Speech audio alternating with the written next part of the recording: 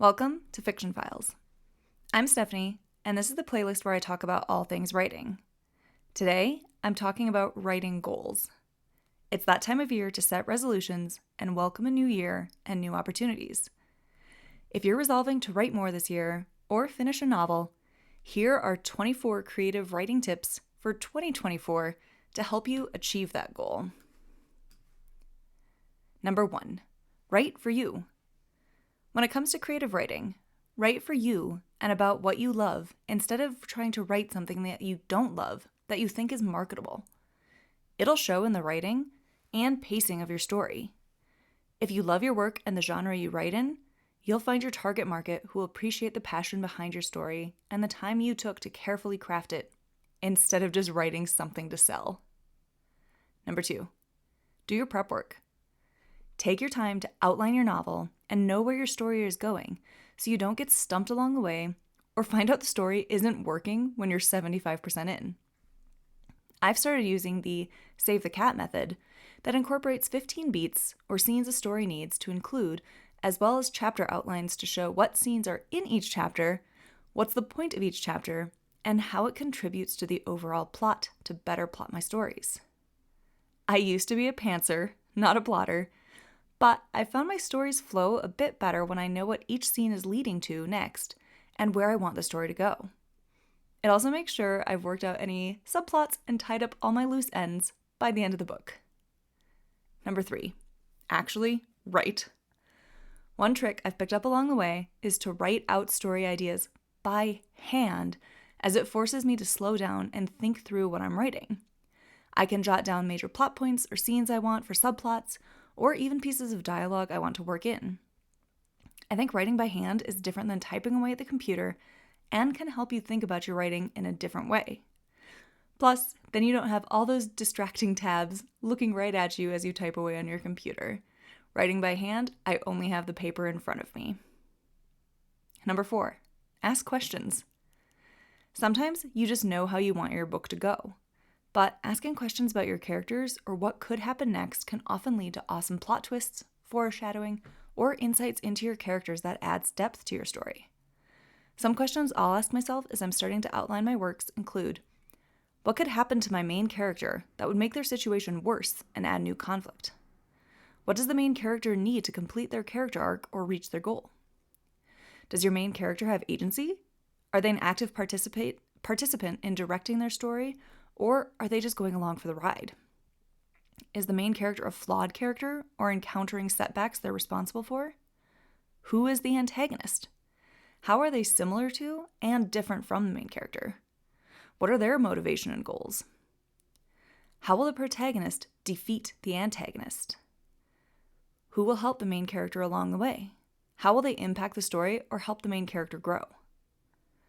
What is the purpose of each scene? What new information have we learned or what new actions have been taken? How would the scene change if the setting changed? Are all the characters in the scene necessary? Could they be replaced by lamps and it wouldn't change the scene? These are just some questions to get you thinking about your writing. Number 5, get to know your characters. To drive your story forward and build up the conflict, you have to know what each character's motivations and goals are, who they are as a person, what their purpose in the story is, and where they'll end up at the end of the story. If you don't know your characters or why they do what they do, why should your readers take the time to get to know them? Know your characters inside out, or you won't be able to convey who they are to your readers or get them to care about your characters if they're not well defined and complex. Number 6, show, don't tell. Yes, it's a classic writing tip, but it's an important one. I've seen plenty of novels that simply tell me information or tell me what's happening in their novel, and it's boring. Don't tell me how the characters feel, how I should feel reading it, or what's happening in the scene. Show me. If written well, I'll draw the conclusions the author wants me to and feel what the author wants me to, without being explicitly told. Number 7, introduce conflicts. No one wants to read a story where the main character has no challenges or gets everything handed to them on a silver platter. Self-insert fantasies are famous for conflict-free stories, and they're not exciting for that very reason. A story needs conflict to drive action and show how the main character has grown and changed for the better, as at our core, we all want to grow as people and see characters succeed by learning and overcoming their flaws. Conflict doesn't just have to be your main character versus a big bad antagonist in an epic battle. Your conflicts could be internal, the main character versus themselves, or versus society, or finding balance in a strained relationship. There are lots of types of conflict you can work into your work in progress to help your main character complete their character arc. Number 8, foreshadow future plot points. One great thing about outlining your novel and knowing where the story is going is being able to drop hints and foreshadow future events earlier in your writing process. You can work it into clever bits of dialogue that work both in the present moment and at the payoff.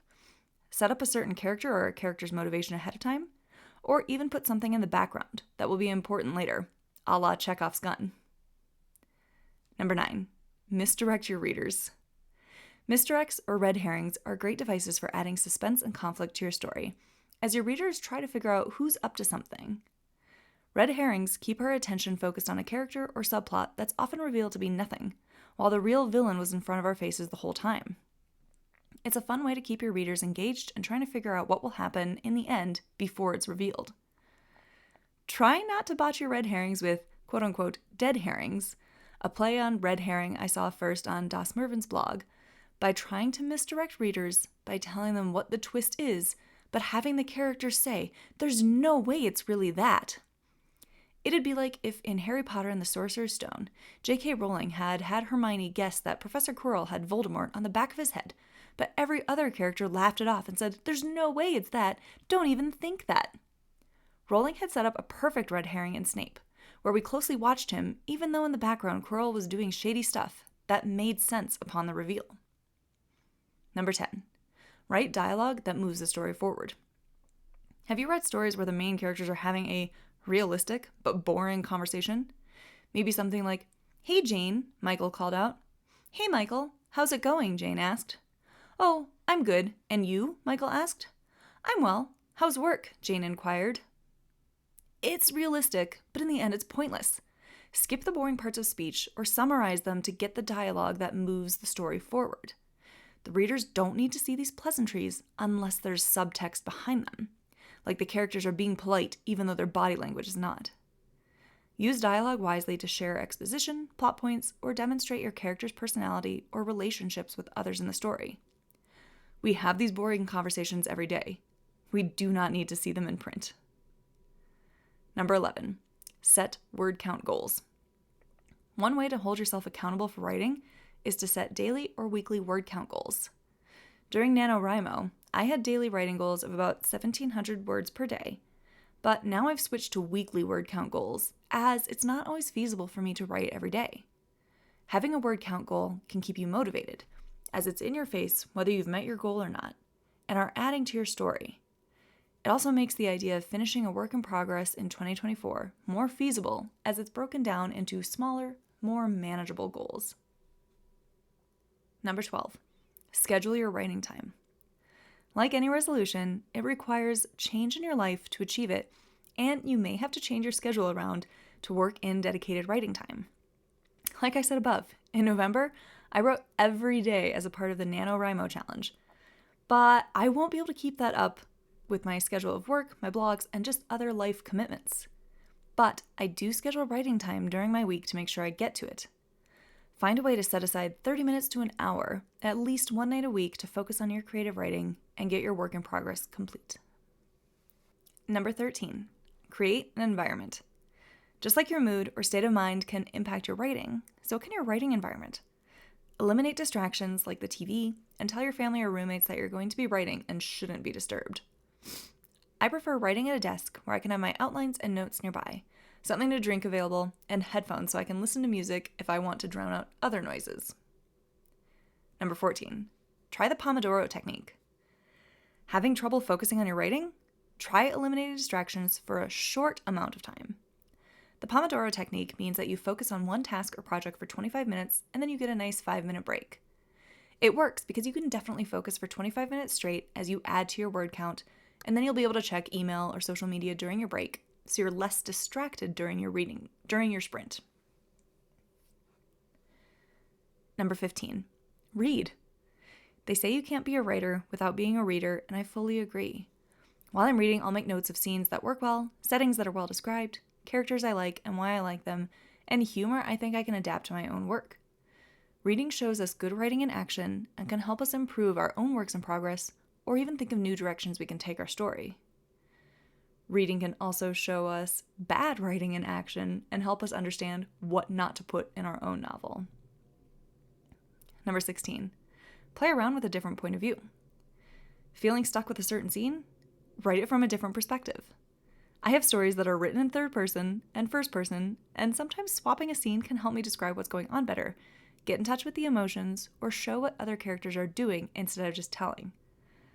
Obviously, you'll need to go back and revise it to fit with the rest of the narrative, but it's a great exercise when you're not sure how to proceed with a certain scene or bit of action. Number 17, edit later and sober. I love the misattributed quote to Hemingway that goes, "Write drunk, edit sober." 1, it's funny. 2, it can sometimes help by letting the ideas flow and not caring so much about word choice, but at least getting something down. But the trick is to edit your work later.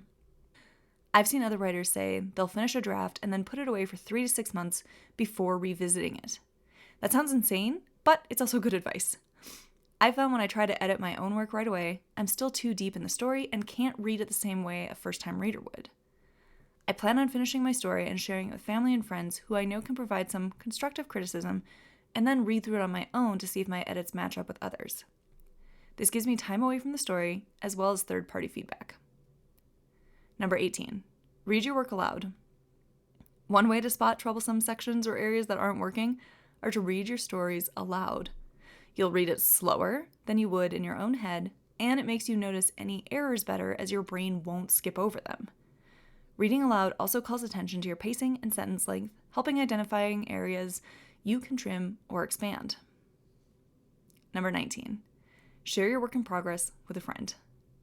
Like I said, I plan on sharing my first draft with people who I know will provide quality feedback, but also love me and won't want to crush my hopes and dreams.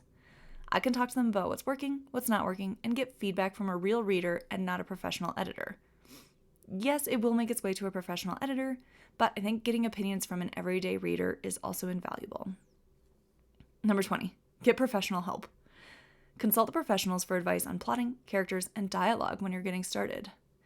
Some of my favorite writing books include Save the Cat Writes a Novel, the last book on novel writing you'll ever need, by Jessica Brody, and Structuring Your Novel by K.M. Weiland, and Plotting Your Novel by Janice Hardy.